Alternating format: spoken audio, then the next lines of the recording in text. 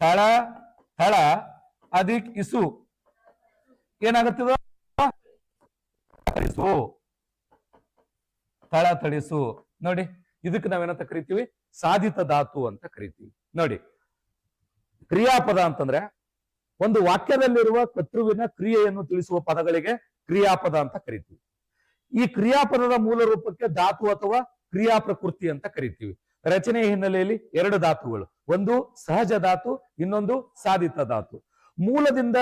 ಸಹಜವಾಗಿ ಯಾವ ರೂಪಭೇದವಿಲ್ಲದೆ ಬಳಕೆಯಾಗುತ್ತಾ ಬಂದಿರುವ ಧಾತುಗಳಿಗೆ ಸಹಜ ಧಾತು ಅಂತ ಕರಿತೇವೆ ತಿನ್ನು ಬರೆ ಓದು ಮಲಗು ಇವೆಲ್ಲವೂ ಸಹಜ ಧಾತುವಿಗೆ ಉದಾಹರಣೆಗಳು ಇನ್ನ ಇದಾದ್ಮೇಲೆ ಸಾಧಿತ ಧಾತು ಅಂತಂದ್ರೆ ಒಂದು ನಾಮ ಪ್ರಕೃತಿ ಇಸು ಪ್ರತ್ಯಯವನ್ನು ಪಡೆದು ಧಾತುವಾಗಿ ಸಿದ್ಧಗೊಳ್ಳುವುದು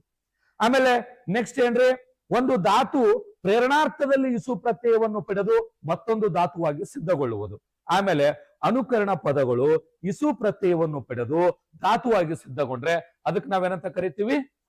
ಸಾಧಿತ ಧಾತು ಅಂತ ಕರಿತೀವಿ ಇದಿಷ್ಟು ಧಾತುವಿಗೆ